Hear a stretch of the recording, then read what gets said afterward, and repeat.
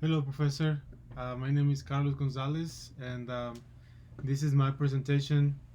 Just so you know, I try to figure out how to show you my face while I present it, but I don't think I have the right app for that. But I hope this is okay.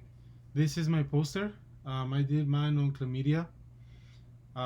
So I want to start off. I'm gonna go box by box. So the first one here, what is chlamydia? So chlamydia is it's a very common STD that's known around the world, and it's considered a bacteria. So some causes of infection happen among both men and women who are constantly sexually active. Chlamydia is also a bacteria that's been widely it's been spread widely and very commonly known throughout the years. We see here that an STD study mentions that chlamydia infects almost 3 million people every year, which is it's a crazy amount. Honestly, when I first found this out, just in the United States, and a lot of it is young adults, 14 to 24 years old. So chlamydia can be easily spread through vaginal and anal and oral sex, and it's carried through the semen of either the man or the woman, or how some people call it the precum, and also vaginal fluids. So the majority of the time, people with STDs usually do not have any symptoms. So they can go days feeling completely fine, and they won't feel anything. So and they won't even know that they're being infected or that they were infected. So some of the symptoms are, like I was mentioning before, they don't have many signs. So even though signs and symptoms that may occur or may not occur, excuse me, they are often mild and minor. So that makes it very easy to overlook. Some of the symptoms here include painful urination, vaginal discharge from both men and women, painful sexual intercourse from women. So that makes it very difficult for them to do it, and it's a lot less enjoyable also. There is also bleeding between periods after sex in women and testicular pain in men. So it's really important to visit a doctor when one has a discharge from vagina or penis or the rectum, or even if there is some sort of pain during the urination. Any sort of small symptoms, I mean, it's really important for someone to see a doctor right away, even if the partner starting to have symptoms. So here we have the risk of the infections.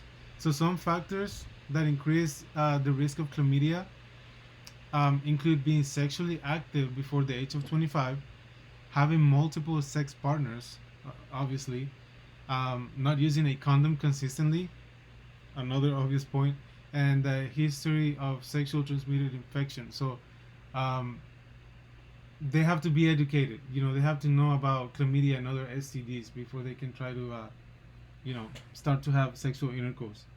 Um, Other complications include the pelvic inflammatory disease. We have the infection near the testicles, which I assume is really painful for men.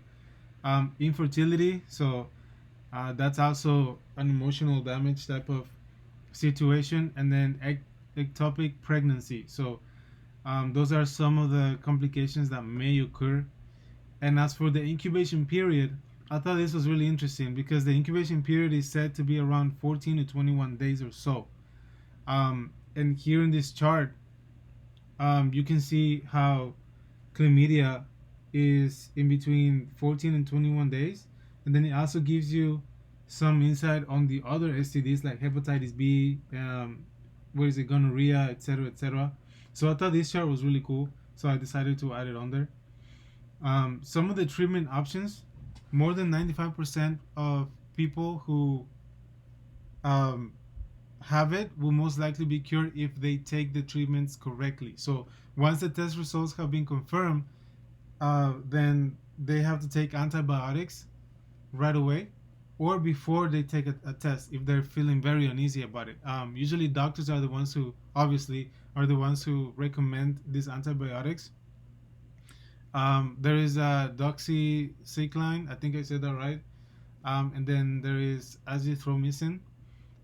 So it tells you here how many doses and how many grams you have to take. And some doctors may recommend that even uh, if different excuse me, some doctors may recommend that different antibiotics if you have allergies, or are pregnant and breastfeeding. So obviously these are going to be very important for them to be able to treat the possible chlamydia. Um, and some of the most common factors too are stomach aches. Those are side effects: stomach aches, diarrhea, and feeling nauseous. So over here, how can you prevent it? Well, most of the time, when you have multiple sexual partners, you have to, figure out how to prevent something like that. So, obviously, using a condom every time you have anal or vaginal sex, um, to cover the genital areas, especially during oral sex. And we have here a picture with multiple types of condoms with different sizes. And I thought this was really interesting. Obviously, not sharing sex toys, right? So, I mean, I that's like sharing a toothbrush or something like that. So it's pretty, it's kind of disgusting to be honest. But um, I know that people do it, so I decided to add that under. And then for the prevalence in the United States, in the year of 2019, there was a total of 1,800. Excuse me. Yeah, what 1,808 uh, people that were confirmed cases of chlamydia. And then it says here that the chlamydia infections that were reported to the CDC, making it the common and notifiable condition in the United States that year. So this tells us that there is a rate of 552.8 cases, 552.8 cases per 100,000. And there has been an increase of 2.8% compared to the rate in 2018. During 2018 and 2019, rates of reported chlamydia increased among both males and females in all regions of the United States, among racial, Hispanic, and other ethnicity groups. And there's also been a large increase in rates that includes gay men, bisexual, and other men who have sex with men. Um, and as it was mentioned before, rates of reported chlamydia are higher among adults, young adults. I meant to put young adults. I don't know why that's on there, but yes, young adults. In 2019, almost two-thirds, 61% of cases were reported among persons of 15 to 24 years of age, and these are the most commonly reported groups targeted by chlamydia. So the numbers don't lie. And there's also a chart up here that I wanted to show you that I added on there that tells you the numbers from male and female, and then the age groups right here. So it's obvious that 15 to 24 years old are the most common. And then I thought it was interesting how women are the ones who are catching it mostly than men. So yeah, this chart right here as well, I thought it was really interesting, so I really wanted to add that on there.